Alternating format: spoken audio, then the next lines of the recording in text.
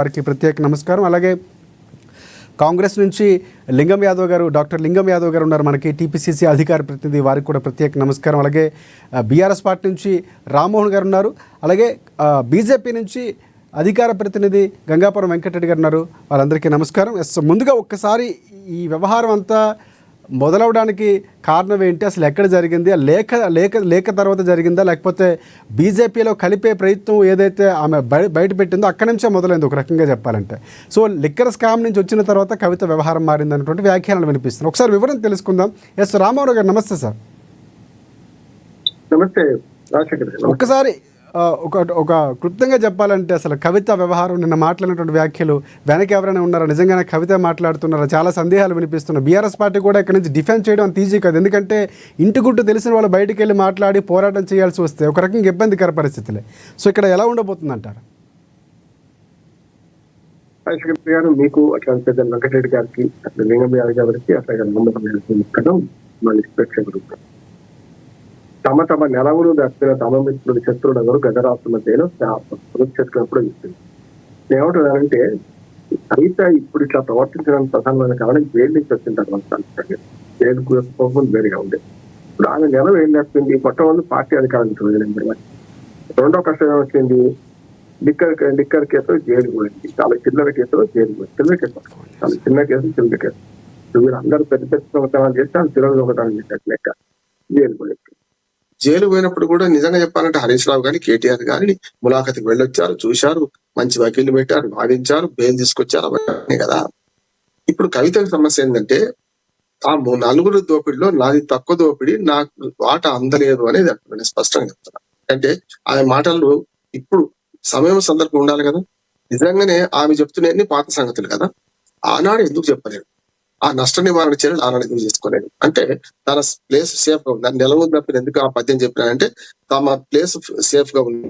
ఎక్కడికి పోయినా రాణిలాగా కేసీఆర్ కూతురు అంటే హడలెత్తించింది. ఎక్కడికి పోయిన నిజామాబాద్ జిల్లాలో అయితే ఒక్కొక్కరిని ఏడిచినంత పని చేశాం. ఆమె వచ్చిందంటే మా ముఖ్యమంత్రి వచ్చినంత ఫీల్ కావాల్సిన పరిస్థితి వచ్చిండే వాళ్ళకి. ఎందుకంటే సాగినంత కాలం సాగకపోతే చతికిల గడిపోవడం వేరుంటది. కానీ ఇంటి దొంగ ప్రాణహాని అన్నట్టు ఆ మొత్తం ఒకసారి మనం చూస్తే భారతంలో ఏదైతే ఉందో ఇవాళ సమాజం అదే ఉంది, ఈ సమాజం ఏది ఉందో భారతం అదే ఉంది. ఆ తర్వాత చెప్పానంటే శ్రీకృష్ణ పరమాత్మకే తప్పలేదు. ఏమంటే యాదవ్ కులంలో ముసలం పుట్టింది అంటారు కదా, సామెత వాడుతున్నాడు, కులంను అవమానించడం కాదు. కానీ నేనేమంటున్నా ఏదైతే యాదవ్ కులంలో ముసలం పుడితే శ్రీకృష్ణుడు అంతటి వాడే సాంబతో కష్టపడాడు. సొంత కొడుకు కన్న కొడుకుతో కష్టపడాల్సి వచ్చింది. కన్న కొడుకుతో మొత్తం అనేక అపనిందలు పోయాల్సి వచ్చింది. చివరికి కులం మొత్తం యాదవ వంశం మొత్తం నాశనమై ద్వారకా నగరం అందులో మునిగిపోయింది. నేనేమంటున్నానంటే ప్రళయం వచ్చింది. ఇవాళ అంత పెద్దది కాదు, కానీ పార్టీకి కష్టకాలం ఉన్నప్పుడు ఎవరైనా సరే మంచి చెడు ఆ పార్టీని ఆదుకునే ప్రయత్నం చేయాలి. అంటే తెలంగాణ పేగుబంధంతో పట్టిన పార్టీ చాలా సార్లు ఏమంటారంటే టీఆర్ఎస్ ఏమైతే, కాంగ్రెస్ ఏదేమైతే, బీజేపీ ఏమైతుంది అంటే నేనేమంటున్నానంటే ప్రజాస్వామ్యంలో పార్టీలంత పవిత్రమైన ఇంకోటి లేదు.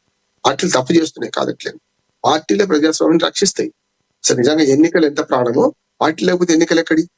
కానీ ప్రజాస్వామ్యంలో చాలా మంది రాజకీయాన్ని ఈసరించుకునే వాళ్ళు ఒక రకంగా పార్టీలలో తిడుతుంటారు, రాజకీయం దొంగ అంటారు, రాజకీయాలు మంచిగా అంటారు. నా ఉద్దేశం ప్రకారం పార్టీలు అతి పవిత్రమైన సంస్థలు, స్పష్టంగా చెప్తున్నాయి. వాటి పవిత్రత కాపాడడంలో విఫలమవుతున్నాయి రాజకీయ పార్టీలు లేకపోతే వ్యక్తులు. కానీ ఈ రకంగా చూసుకుంటే పార్టీ లేకపోతే ప్రజాస్వామ్యం లేదు కదా. ఇంకోటి పార్టీలు అతి పెద్ద స్వచ్ఛత సంస్థలు అంటారు. ఈ మాట కూడా అంటున్నా. ఒకనాడు కాంగ్రెస్ పార్టీ పుడితే ఆనాడు సామాజిక పోరాటం నుంచి వచ్చింది. సామాజిక తరగతులు తీసుకునే వాళ్ళు కమ్యూనిస్టులు కానీ, కాంగ్రెస్ వాళ్ళు కానీ, బీజేపీ వాళ్ళు కానీ, వాళ్ళకి ఆఖరి మొన్న పుట్టిన టీజీఎస్ లాంటి గోదండరామ్ గారు కూడా నేను క్లాసులు తీసుకొని వచ్చిన పార్టీ కార్యకర్తలు. నేను ఏమంటున్నానంటే ఈ పార్టీలు అతిపెద్ద స్వచ్ఛత సంస్థలు లిమిటెడ్ సోర్స్ ఉంటుంది, కానీ పార్టీలు రాజకీయాన్ని మారుస్తాయి, సమాజాన్ని మారుస్తాయి. ఇట్లా అర్థం చేసుకుంటే ఇవాళ దేశం మొత్తం మీద రాజశేఖర్ గారు వాళ్ళు ఏమైతుందంటే ప్రాంతీయ పార్టీలన్నీ ప్రైవేట్ ఆస్తులుగా మారిపోయినాయి. ప్రైవేట్ ఎస్టేట్స్ ఇవన్నీ కూడా వాళ్ళు లేకపోతే అంతే. కేసీఆర్ లేకపోతే మనకు బీఆర్ఎస్ టీఆర్ఎస్ లేదు, జగన్మోహన్ రెడ్డి లేకపోతే మనకు వైసీపీ లేదు, తెలుగుదేశంలో చంద్రబాబు నాయుడు లోకేష్ వీళ్ళు లేకపోతే అది లేదు. మొత్తం దేశం మొత్తం ఏ ప్రాంతీయ పార్టీ ఆ వారసత్వంగా వచ్చిన రాజకీయాలలో వాళ్ళ వారసులే మన వారసత్వానికి వస్తున్నారు. నిజంగా ప్రజల నుంచి, బహుజనుల నుంచి, ప్రజల నుంచి ఒక్కడు కూడా అధికారం చేపట్టలేదు అందులో. చూడండి, ఏ కరుణానిధి స్టాలిన్ చూసుకోండి, అందులో మళ్ళీ ఆడవాళ్లకు అన్యాయం జరుగుతుంది. ఎప్పుడైనా ఏ పార్టీలోనే వైఎస్ఆర్సీపీ ఉన్నది, షర్మిల గారు తండ్రి అప్పుడు లాభపడలేదు, అన్నకు జగనన్న విడిచిన బాణాన్ని మొత్తం లోకం అంతా తిరిగి అన్ని వేల కిలోమీటర్లు పాదయాత్ర చేస్తే చివరికి గుండు సున్నా కనుక బయటకు పోయింది. ఇవాళ మన కడిం స్టాలిన్ చూడండి, లేకపోతే మనకు ప్రియాంక గాంధీ, రాహుల్ గాంధీ చూడండి, ఏ పార్టీలో కూడా ఆ పార్టీలో వారసత్వంగా మగవాళ్ళే వస్తున్నారు, ఆడవాళ్ళు రావట్లేదు. ఈ ఒక్క విషయంలో మాత్రం కొంతవరకు కవితను సమర్థించు. కానీ కవితకి ఏం తక్కువ చేసి కేసీఆర్ గారు పూర్తిగా ఎంపీ ఇచ్చిండు, కొడుకుతో చూసుకున్నాడు. అప్పుడు ఇవాళ ఎందుకు వచ్చింది చెప్తాను నేను. ఎవరు వెనుకుండాల్సిన అవసరం లేదు. మెదడులో పురుగు తెలిస్తే వినాశకాలే విపరీత బుద్ధి అంటారు దాన్ని. దానికి కారణం చెప్తాను. ఎందుకంటే మధ్యంతరంగా వచ్చిన వాళ్ళకి ఇవన్నీ ఉంటాయి. చూడండి, మొదటి నుంచి పార్టీలో ఉన్న వాళ్ళు 60 లక్షల మంది సభ్యత్వం బీఆర్ఎస్ కదా. బీఆర్ఎస్ ఓడిపోయింది. బీఆర్ఎస్ అని పేరు వాళ్ళు తీసేసుకోవాలి. బీఆర్ఎస్ గెలిచింది 2 సార్లు, 2 లక్షల మంది సభ్యులు. ఒక్క మాట చెప్తారు, 1,60,00,000 మంది ఓటు ఎక్కారు. నేనేమంటున్నానంటే పార్టీ ప్రజల ఆకాంక్షలు తీర్చడంలో పార్టీకి ప్రజలకున్న పేరు ఈ 60 లక్షల మంది కవితకి ఏ పేరు ఉన్నది. అందుకని పోతేనేం పార్టీ ఉంటేనేం పోతేనేం. ఎందుకనదంటే వారసత్వంగా మధ్యన వచ్చినోడు ముసలోడు మేము ఇద్దరం ఉంటాం, మాకు ఎవరు లేడు అన్నోడు మా కొడుకును బిడ్డను తెప్పించుకున్నాడు. వాళ్ళిద్దరు మధ్యన చేరిండ్రు. మధ్యన చేరితే ఏమైందంటే వేరు పురుగు చేరి మనమేలా చేర్చుడు అన్నట్టు ఏమైందంటే వేరు పురుగు చేరింది, మొత్తం వేళ్ళకి ఇచ్చింది. దానివల్ల ఏమైందంటే వాళ్ళకి పేగుబంధం పార్టీతో లేదు, వాళ్ళ నాన్నతో ఉన్నది. నువ్వు నాన్న బాగా జాగ్రత్తగా ఉండు, అన్న జాగ్రత్తగా ఉన్నట్టే ఈ మాటలు అప్పుడెట్టు పోయినాయి. కేసీఆర్ హరీష్ రావు తప్పు చేసిండని కేసీఆర్ గారు గుర్తించినప్పుడు ఈయన 2018లో పక్కన పెట్టిండు కదా. మరి అప్పుడు ఈ ముచ్చట చెప్పొచ్చు కదా, అయ్యకి తెలుసు కదా.